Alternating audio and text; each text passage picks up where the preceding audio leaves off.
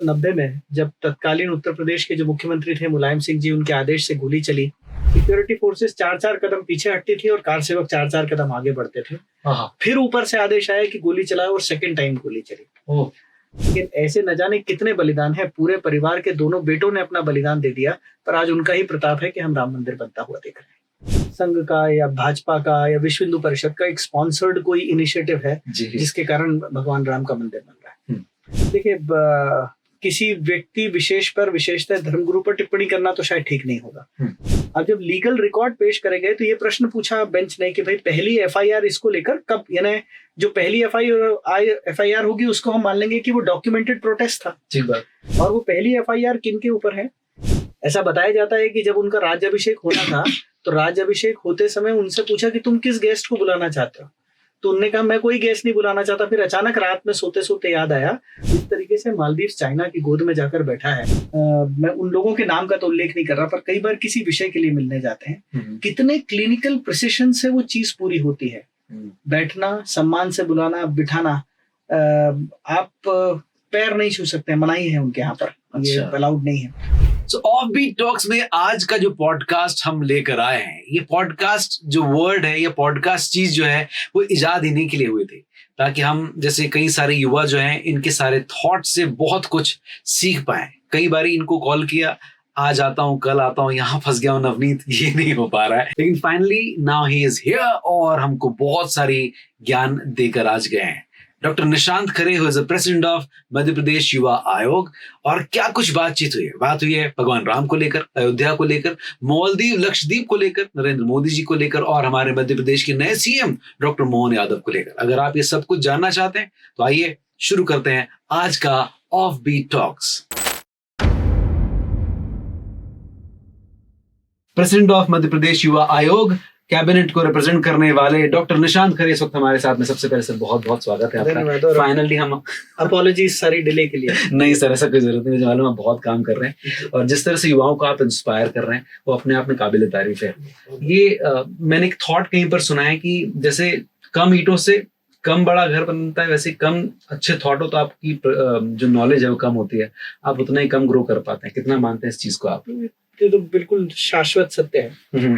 आप जो पढ़ते हैं, जो सीखते हैं, जो सुनते हैं, उसमें से जितना ग्रहण कर पाते हैं, जितना आत्मसात कर पाते हैं, वो आपकी पर्सनालिटी को क्रिएट करता है जी। इसलिए मैं हमेशा जितने यूथ से मिलता हूँ, हमेशा उनसे कहता हूँ जितना अच्छा पढ़ सकते हो पढ़ो, जितने अच्छे लोगों से मिल सकते हो मिलो, जितना अच्छा सुन सकते हो उतना सुनो और जितना अच्छा सोच सकते हो उतना सोचो। क्या बात है, और आपकी सोच में छलकता भी है।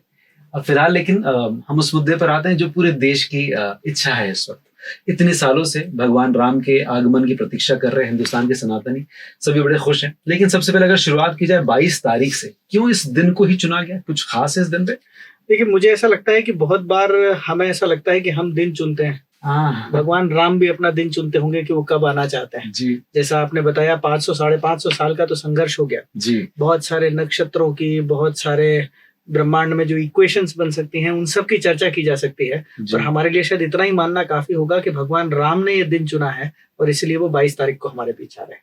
क्या बात है। अगर बात करें, कुछ लोगों को स्पेसिफिकली इनवाइट किया गया, कुछ 8000 के आसपास वीआईपी एंड वीआईपी लोगों को इनवाइट किया है, क्या क्राइटेरिया होगा, क्या बता सकते हैं ताकि एक कॉमन लेमैन को पता चले? देखिए, अयोध्या जाना मुझे लगता है इस समय हर देशवासी की इच्छा है। हम सब बस उस क्षण की प्रतीक्षा कर रहे हैं जब हम अयोध्या पहुंचकर सही में उस गर्भगृह में घुसकर रामलला का दर्शन करेंगे जी। कुछ लोगों की नियति होगी, कुछ का प्रारब्ध होगा कि वो इनवाइट करे गए। सरकार भी ये कोशिश करती है और जो राम मंदिर के निर्माण का जो ट्रस्ट है उसने भी ये कोशिश करी है कि सोसाइटी के हर वर्ग को, हर तरीके के लोगों को रिप्रेजेंट करता हुआ, क्योंकि बार बार हमने कहा कि राम मंदिर का जो संघर्ष था वो समाज का संघर्ष था। समाज का हर व्यक्ति, बड़ा हो, छोटा हो, अमीर हो, गरीब हो, शहरों में रहने वाला हो या गांव में रहने वाला हो, वो संघर्ष का हिस्सा था।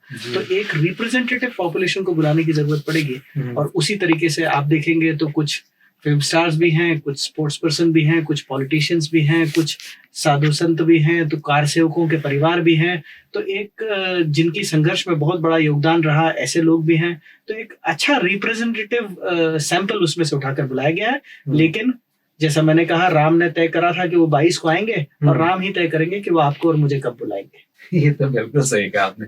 अच्छा, कार सेवकों का आपने नाम लिया तो मुझे लगता है कि इंदौर से भी बहुत सारे कार सेवक गए थे। मध्य प्रदेश के कई सारे कार सेवकों को हम नाम से भी जानते हैं। क्या कोई ऐसी कोई कहानी आपके दिमाग में है जो आप चाहते हैं किसी एक कार सेवक की आप आज हमारे श्रोताओं को, लिसनर्स को बताएं? देखिए, कार सेवकों की कहानी तो मुझे लगता है अंतहीन है। हाँ।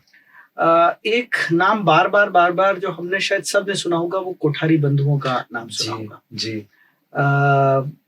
1990 में जब तत्कालीन उत्तर प्रदेश के जो मुख्यमंत्री थे मुलायम सिंह जी, उनके आदेश से गोली चली और ये 2 बार घटना हुई गोली चलने की। एक 30 नवंबर को हुई, फिर एक दिन कार सेवा रोकी गई, फिर उसके 48 घंटे बाद जब दोबारा शुरू हुई तो फिर दूसरी बार घटना हुई गोली चलने की।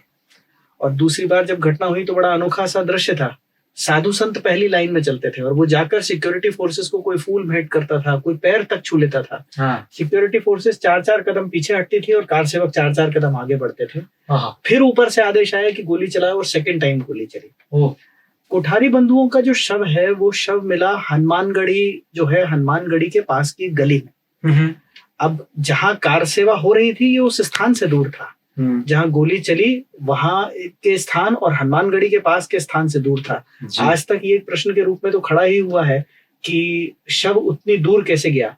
कहीं वो गुंबद के ऊपर की फोटो देखकर टारगेटेड किलिंग तो नहीं थी। ये सारे प्रश्न शायद इनका उत्तर कभी नहीं मिल पाएगा, लेकिन ऐसे न जाने कितने बलिदान है। पूरे परिवार के दोनों बेटों ने अपना बलिदान दे दिया, पर आज उनका ही प्रताप है कि हम राम मंदिर बनता हुआ देख रहे हैं। बिल्कुल सही कहा आपने। भगवान रामलला की जो मूर्ति है उसका पहला दर्शन भारत देश के सभी भक्तों ने ले लिया है। इस मूर्ति की भी कुछ विशेषताएं मुझे लगता है कि इसको लेकर जो इन्फॉर्मेशंस हैं जिस मूर्तिकार को दी जाए, अलग अलग 2-3 लोगों को दी थी, लेकिन उसके बावजूद एक मूर्ति को चुना गया। क्या है इसके पीछे थॉट, क्या था? देखिए, हम जब वहां भगवान राम की प्रतिमा स्थापित करना चाहते हैं तो 2-3 चीजें हमको समझनी होगी। एक वो जन्म स्थान है जी, तो जन्म स्थान होने के लिए भगवान राम को लला के रूप में, यानी उनका जिस बाल रूप में प्रस्तुत किया जाना है, नंबर 1। नंबर 2, भगवान राम की जो कल्पना है वो कल्पना हम सब के मन में है। उस कल्पना को प्रदर्शित करनी हुई वो करती हुई वो होनी चाहिए।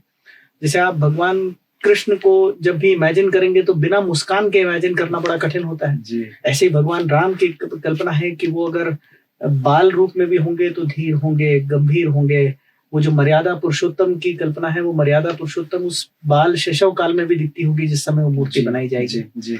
स्पेसिफिकेशंस जो हैं, हम जिसको अब आज तो सभी विज्ञान के रूप में मानने लगे हैं, मूर्ति का भी एक शास्त्र है, वास्तु का भी एक शास्त्र है कि किस तरीके से वो स्पेसिफिकेशन में बनाई जाती है। 3-4 स्थानों पर इसकी चर्चा की गई कि और 3-4 जगह से हम यूं कहते हैं आज की भाषा में तो सैंपल जैसे ड्रॉ करे होंगे, राइट। और फिर इस निष्कर्ष पर हम पहुंचे हैं।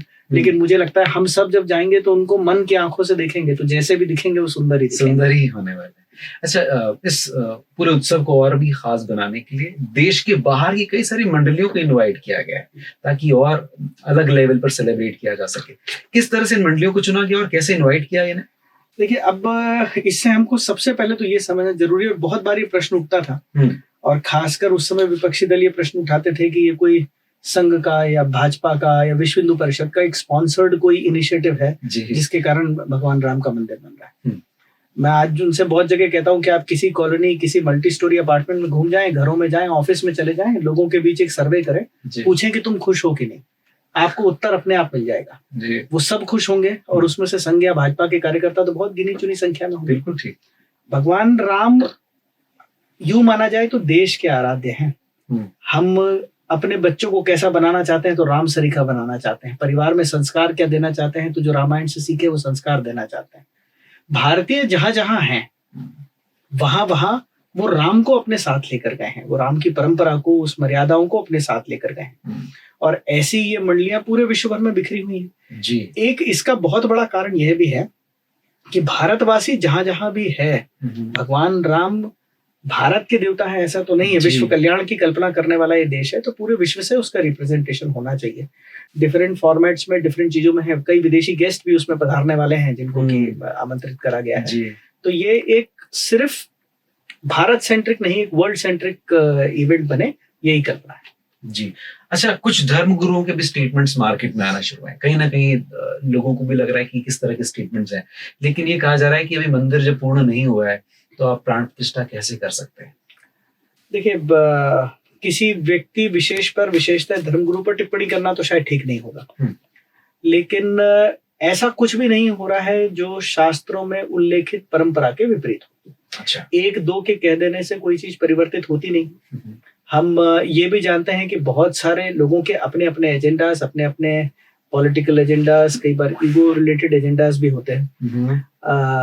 तो ये सारी बातें निकल कर आई नहीं है, लेकिन एक जनरल आप किसी भी जो हमको धर्म, ज्योतिष, विज्ञान, इस विज्ञान को पढ़ाते हैं, इन लोगों से पूछेंगे तो वो दिन भी सर्वश्रेष्ठ है, वो तिथि, वो काल, वो समय भी सर्वश्रेष्ठ है, और जिस रूप में कर रहे हैं वो रूप भी सर्वश्रेष्ठ है। और जैसा मैंने फिर कहा, भगवान राम ने दिन और समय चुना है, तो हम तय करने वाले कौन होते हैं? जी।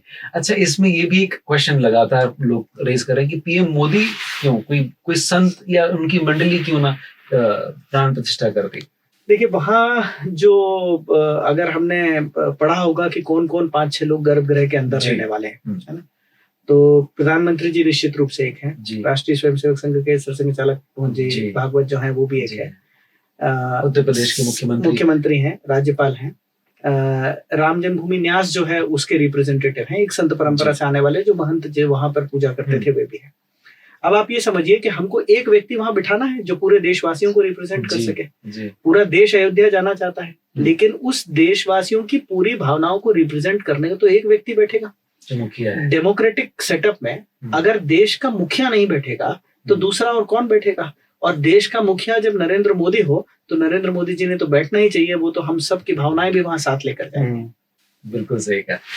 अच्छा, चूंकि आज का दिन खास है, ये आने वाले 3 दिनों के बाद हम वो सब कुछ महसूस करेंगे जिसका इतने सालों से इंतजार था, लेकिन अटल बिहारी वाजपेयी साहब ने भी शुरुआत में जो पत्थर रखा था, और चूंकि आज उन पर बनी एक फिल्म भी रिलीज हुई है, उनकी कंट्रीब्यूशन के बारे में कुछ कहना चाहेंगे? नंदित जी, इसमें क्या है, मुझे लगता है और खासकर यूथ को ये बहुत जानने की जरूरत है कि ये पूरी कॉन्ट्रीब्यूशंस की श्रृंखला क्या रही है। अटल जी, अडवाणी जी, मुरली मनोहर जोशी जी, अशोक सिंघल जी, साध्वी ऋतंबरा जी, कोठारी बंधु जिनका मैंने उल्लेख करा, उसके पीछे पीछे पीछे पीछे चलते जाएंगे तो 500 साल में हमको ऐसी कहानियां सुनने मिलेंगी जो कि सही में हमको अचंभित कर देगी।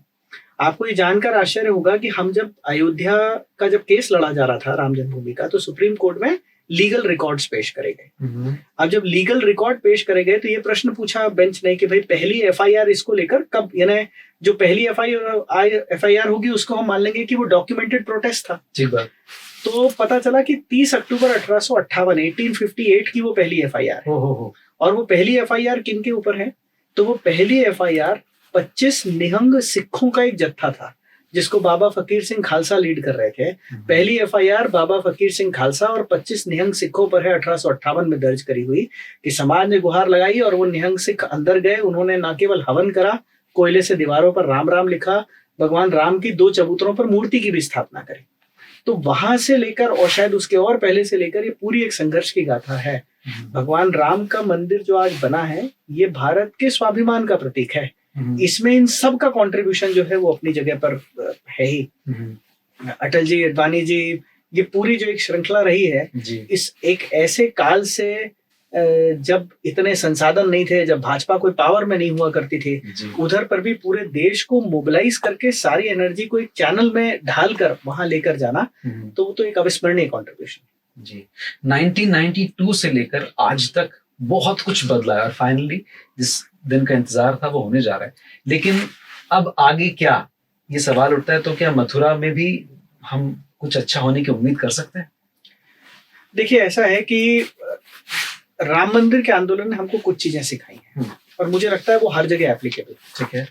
पहली चीज जन भावना होगी, है ना, जनता का मानस, जन सामान्य का मानस जिसके लिए होगा, सत्ता को और सरकारों को उसके लिए झुकना पड़ता है। जैसा मैंने कहा बहुत बार, जो प्रश्न था कि ये कोई ऑर्गेनाइजेशन का आंदोलन नहीं था, हमेशा समाज का आंदोलन था जिसको एक ऑर्गेनाइजेशन लीड कर रही थी। जी।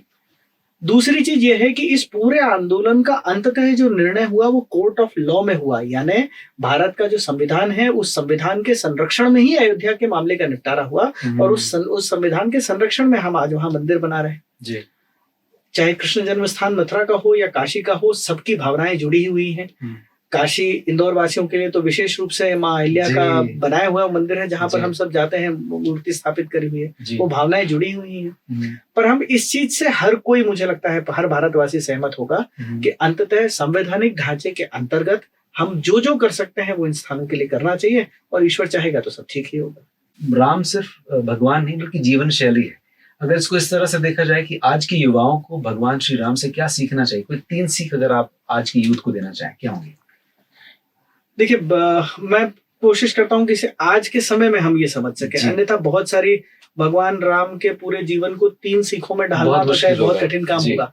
लेकिन आज हमको जिन चीजों की जरूरत पड़ती है, उन चीजों के परिप्रेक्ष्य में हम ये चीज सीख सके। सबसे पहला तो आपने ये सीखना है कि जो संघर्ष है वो हर किसी के जीवन में होगा। विपरीत परिस्थितियां, बुरा समय हर किसी के जीवन में आएगा। अगर राम को वनवास हो सकता है तो आपको और हमको तो कुछ भी हो सकता है। लेकिन उस विपरीत परिस्थितियों में भी आप स्थिर, स्टेबल रहकर जब अपना समय निकालते हैं और अपना जो सेल्फ है उसको बचा कर रखते हैं, तो आप अंततः विक्टोरियस ही इमर्ज करेंगे, आप जीत कर ही निकलेंगे उससे बाहर। तो इसीलिए बुरे समयों से, संघर्षों से घबराना नहीं। आज ये बहुत सारी घटनाएं हम सुनते हैं कि ऐसा हुआ तो सुसाइड कर लिया, वैसा हुआ तो ये कर लिया।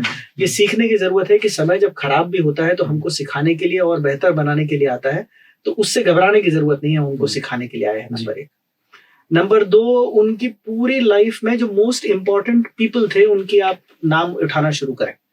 तो वो चाहे केवट हो, चाहे हनुमान जी हो, चाहे सुग्रीव हो, चाहे जामवंत हो, ये जितने नाम आप उठाते जाएंगे आपको समझ में आएगा कि ये बहुत बड़े राजे महाराजे नहीं थे। ऐसा बताया जाता है कि जब उनका राज्याभिषेक होना था तो राज्याभिषेक होते समय उनसे पूछा कि तुम किस गेस्ट को बुलाना चाहते हो, तो उन्होंने कहा मैं कोई गेस्ट नहीं बुलाना चाहता। फिर अचानक रात में सोते सोते याद आया, तो जो गुरुकुल में उनके साथ एक विद्यार्थी पढ़ा था और जो बहुत गरीब परिवार से था, उन्होंने उसका नाम लिया कि बोले मैं इसको बुलाना चाहता हूँ, पर चूंकि ये सम्मान से आ सके इसलिए रातों रात इसको पहले इसे राजा कहीं का घोषित कर दिया जाए और फिर इसे बुलाया जाए। तो आपकी लाइफ में आप जिन लोगों से मिलते हैं वो लोग छोटे या बड़े नहीं होते, वो लोग होते हैं। हम जब उनकी भावनाओं का सम्मान करते हैं, वो हमारी भावनाओं का सम्मान करते हैं, तो आपको ये पता नहीं कि कौन आपका एसेट बनकर निकलेगा उधर पर जी। और तीसरा सबसे इंपॉर्टेंट चीज है, माँ कैकेयी के कारण वनवास हुआ, लेकिन जब केवट नाव पार करा रहे थे और माता कैकेयी वहां पहुंची तो सबसे पहले दौड़कर उनके पैर छुए कौशल्या माँ के पहले। रावण को जब वध करने वाले थे तो रावण के वध के समय भी जो रावण के प्रति व्यवहार था, उस व्यवहार में सम्मान की कमी नहीं थी। बाली का जब वध करा तो बाली के वध करने के बाद ऐसा प्रसंग आता है कि क्षमा भी मांगी कि जिस तरीके से वध करा उस तरीके से वध नहीं किया जाना चाहिए था।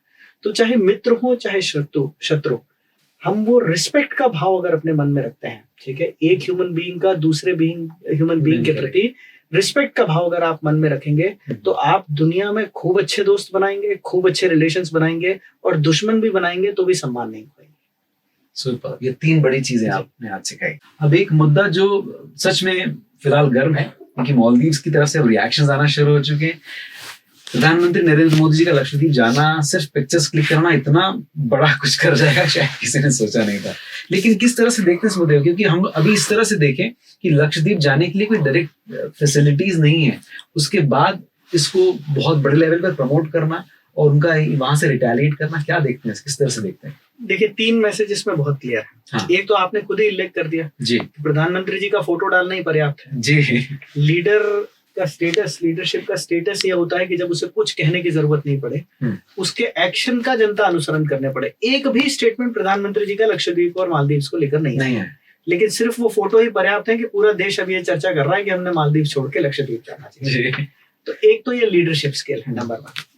नंबर 2, मालदीव्स को थोड़ा सा हमको जियो स्ट्रैटेजिकली भी समझने की जरूरत पड़ेगी। मात्र ये बात नहीं है कि सिर्फ भारत का बहुत सारा टूरिज्म का पैसा वहां जा रहा है। अंग्रेजी में जो शब्द प्रयोग होता है हॉबनॉबिंग, तो चाइना से जो बहुत लंबे समय से गुफ्तगू हॉबनॉबिंग टाइप की चल रही है, करंट जो मालदीवियन गवर्नमेंट है वो जिस तरीके से चाइना के पक्ष में जाकर बैठती है, चाहे वो पोर्ट्स देने की बात हो, चाहे इकोनॉमिक आपस में डीलिंग करने की बात हो, तो एक जियो स्ट्रैटेजिकली भविष्य की दृष्टि से जिस तरीके से मालदीव चाइना की गोद में जाकर बैठा है, और चाइना की गोद में जाकर बैठने की फंडिंग कहाँ से हो रही है? तो भारत के जो टूरिस्ट हैं वो 25% टूरिस्ट हैं मालदीव जाने वाले, यानी इकोनॉमी का उनका 70% हिस्सा टूरिज्म है, 70-80%, और उसका 25% जो है वो सिर्फ भारत का टूरिज्म है जी। तो एक तो ये कि हम ऐसा कुछ करते जाएंगे जो हमको आगे चलकर नुकसान पहुंचाने वाला है, विदेश नीति, रक्षा नीति, जियो स्ट्रैटेजिकली और टूरिज्म सपोर्ट करते जाएंगे, ये तो नहीं हो सकता। और तीसरा एक ये भी विषय सोचने की जरूरत है कि हम हमारा जो है, वोकल फॉर लोकल की चर्चा की, हम हमारी चीजों के लिए वोकल हैं कि नहीं है। टूरिज्म के जितने स्थान भारत में होंगे उतने स्थान मुझे लगता है दुनिया में कहीं नहीं होंगे, लेकिन फिर भी हम जब एक तरीके की कैपेसिटी, स्पेंडिंग कैपेसिटी अर्न कर लेते हैं तो एक होड़ लग जाती है कि बाहर जाना है, विदेश में जाना है। हम हर बार ये कहते हैं, और मैं बहुत बार ये कहता हूँ कि माइक्रो टूरिज्म, हमारा वीकेंड टूरिज्म से लेकर, भाई मध्य प्रदेश का व्यक्ति मध्य प्रदेश में गया है कि नहीं, वो भीमबेटका गया है कि नहीं, खजुराहो गया है कि नहीं, पातालकोट गया है कि नहीं, यहाँ पाताल पानी गया है कि नहीं, चोरल गया है कि नहीं, इंदौर में रहने वाले व्यक्ति ने राजवाड़ा अंदर से जाकर देखा है कि नहीं। तो हम यहाँ से शुरू कर देश में इतने सारे स्थान हैं जाने के लिए। विदेश जाने की मनाही नहीं है, लेकिन कई बार हम उस आपाधापी में अपनी ही चीजों को छोड़कर और बाहर भागते रहते हैं। तो ये 3 संदेश उसमें क्लियर कट हैं: लीडरशिप स्किल, जियो स्ट्रैटेजिक और सिक्योरिटी की दृष्टि से इंपॉर्टेंस, और तीसरा अपने स्थानों का सम्मान। ये तीनों चीजें। और वहाँ के प्रेसिडेंट का इस तरह से रिएक्ट करना कि आप अपनी सेना यहाँ से हटा दीजिए, इसको किस तरह से देखते हैं? देखिए, चाइना से कहीं ना कहीं चाइना की तरफ से आती चीजें। देखिए, वहां जो सेना, भारत के 80 मिलिट्री पर्सनल उधर थे जी, उनका डीकमीशन होने की प्रक्रिया चल ही रही थी, कोई नई प्रक्रिया नहीं है, अचानक उसके बाद हो गई है, इस तरीके से नहीं है। वो कुछ समय से टॉक्स में चल ही रहे थे उन चीजों के लिए।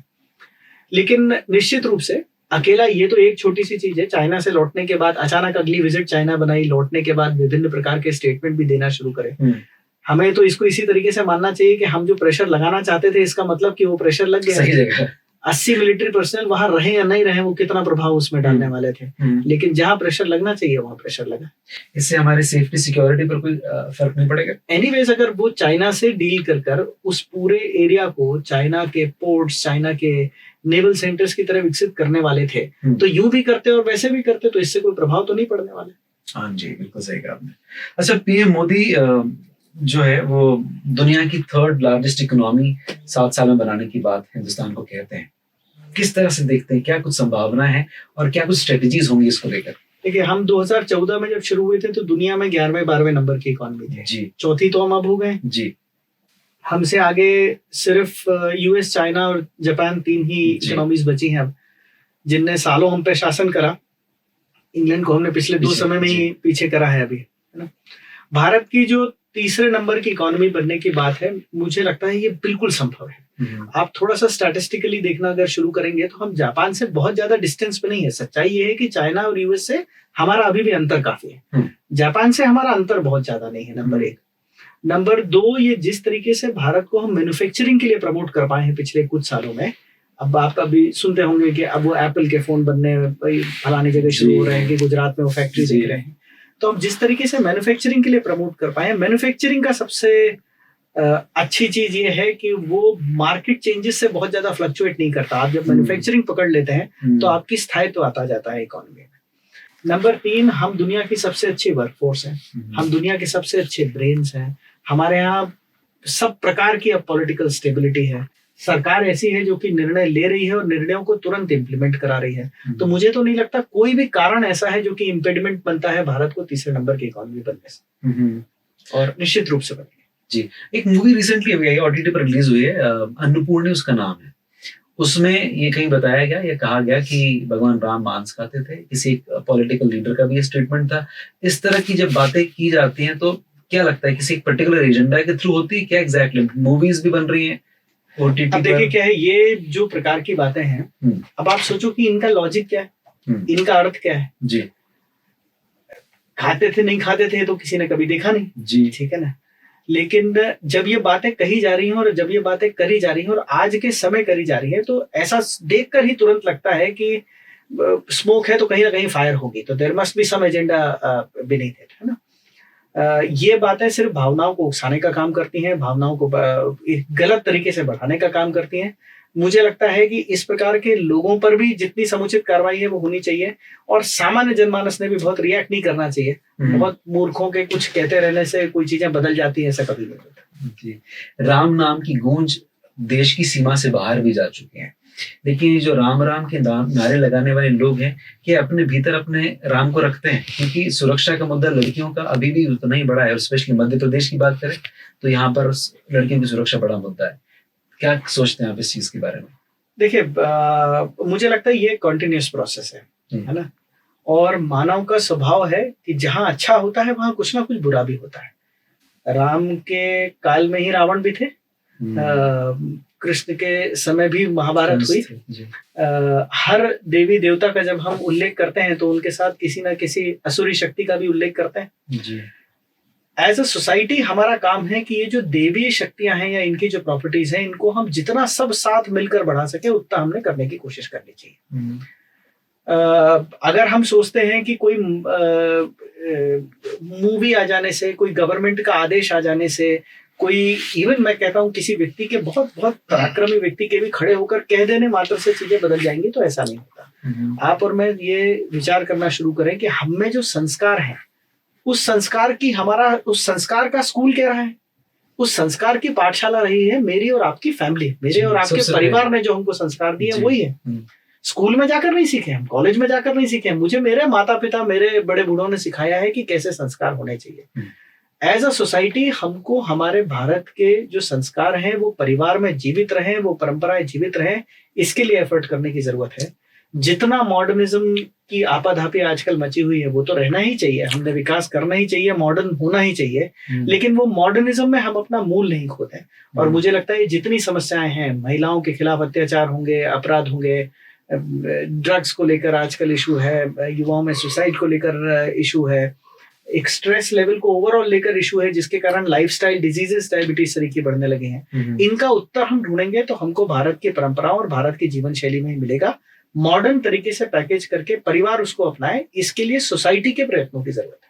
भगवान राम और लक्ष्मण के बारे में कई बातें की जाती हैं, लेकिन राम और भरत की कुछ किस्से कमी है। कोई एक किस्सा है जो आप बताना चाहेंगे? क्योंकि बहुत सारे किस्से जो हैं वो मुझे लगता है पब्लिक नॉलेज में है, पर चूंकि वो वनवास के समय राम और लक्ष्मण का वो हो गया, तो एक भाई के रूप में जो ख्याति है वो राम और लक्ष्मण की है। हम सब ने सुना है कि जब जो खड़ाऊ कर भरत ने अपना पूरा शासन करा, पर ऐसा कहते हैं कि जब भरत वापस लौटे और जब उनको ये पता चला कि राम को माँ कैकेयी की आज्ञा से वनवास दे दिया गया है, और वनवास इसलिए दिया गया है कि मुझे राजा बनना है, तो उन्होंने पहला तो ये निर्णय लिया ही सही कि भाई मुझे राजा नहीं बनना है। अब राम कहाँ है, तो राम सरयू के तट पर हैं, तो दौड़े कि भाई सरयू के तट पर हमने दौड़कर जाना है। माँ कैकेयी भी साथ में गई, उनको भी अपनी गलती का एहसास हुआ कि जाकर राम को रोकना है।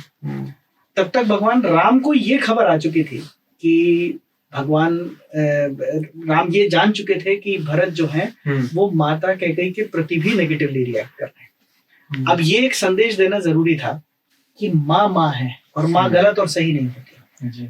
हम उनका निर्णय रहा होगा, उस निर्णय का जो भी कारण है। और अब हम पूरा जब रामायण पढ़े तो लगता है कि अगर भगवान राम वनवास पर नहीं जाते तो रामायण होती ही नहीं, ना रावण का अंत होता, ना वो कहानियां होती, ना हम चीजें सीखते जो हमने सीखी। तो जब आए वहां पर सरयू के तट पर पहुंचे तो भगवान राम का जो पहला रिएक्शन था, वो पहला रिएक्शन जैसा मैंने कहा दौड़कर जाकर माँ कैकेयी के चरण छूना था, जबकि बड़े छोटे के हिसाब से माता कौशल्या जो है वो पहले आती थी। ये कहीं ना कहीं ये संदेश भरत को भी था कि माँ माँ है और माँ ठीक ही होती है, माँ का आकलन करने वाले हम कोई नहीं होते उधर के। भरत ने जितना शासन करा उसके बाद राम की खड़ाऊ वहां पर रख कर करा। और भगवान राम ऐसा कहते हैं कि जब वे वापस अयोध्या आ गए तो लोगों का जो एक कहना चाहिए पब्लिक का, आजकल हम देखते हैं ना प्रजा का जो रिएक्शन होगा, भगवान राम के शासन संभालने के बाद भरत की सबसे बड़ी उपलब्धि ये थी कि कभी ये चर्चा नहीं हुई कि भरत के वो 14 साल के शासन जब वो खड़ाऊ रखकर कर रहे थे तो वो कुछ कम था। ये भी उन दोनों का है। एक और मैं इसमें बस उल्लेख ही करना चाहूंगा, घटनाओं का तो जिक्र नहीं है जी। हम फिर राम लक्ष्मण की खूब कहानियां सुनी, कुछ भरत की भी सुन ली। शत्रुघ्न एक कैरेक्टर है जो कि चौथा भाई होते हुए भी छूट जाते हैं। मुझे लगता है थोड़ा आजकल तो गूगल हम सबके पास उपलब्ध है, थोड़ा यंगस्टर्स ने ये ढूंढने की कोशिश करना चाहिए कि कैसी इक्वेशंस थी और क्या था। सही बात है। अच्छा, पीएम मोदी को लेकर बात करना चाहूंगा, क्योंकि पीएम मोदी को हम जब भी देखते हैं आश्चर्य से भर जाते हैं।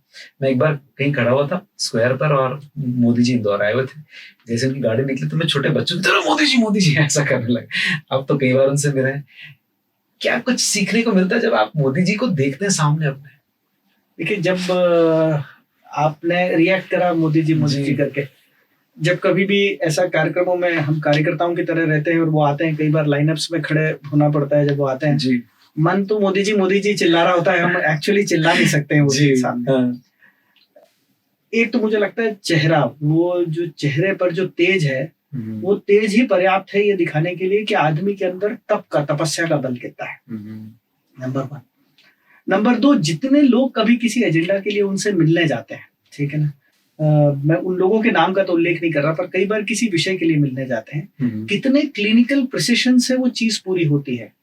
बैठना, सम्मान से बुलाना, बिठाना, आप पैर नहीं छू सकते, मनाही है उनके यहाँ पर, ये अलाउड नहीं है। तो आप नमस्ते करिए, वो नमस्ते करेंगे, सम्मान से आपको सामने बिठा लेंगे। सामने बिठालकर चर्चा जब शुरू होगी, आपने जो विषय दिया है, जितना थोड़ा बहुत वो आप पेपर पर लिख के ले जाएं, वो एक अलग बात है, पर जाने के बाद वो अक्षरशः याद रहेगा। उसका जिस अधिकारी को सूचना जानी है उसको सूचना जाएगी, जिसको आपसे उस विषय का फॉलोअप के लिए बात करना चाहिए वो बात करेगा। अगर आप कोई आंकड़ा या स्टैटिस्टिक्स भी देकर जाएं तो वो जैसी की तैसी आपको सुनाई देगी कि हाँ, ये मैं नंबर 1 देकर आया था और वही नंबर मुझसे दोबारा उधर पर पूछा गया।